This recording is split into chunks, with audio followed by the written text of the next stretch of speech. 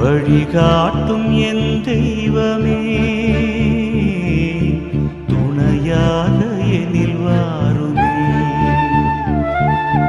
நதி மீது அலைந்தாடும் மகள் போலவே கதியே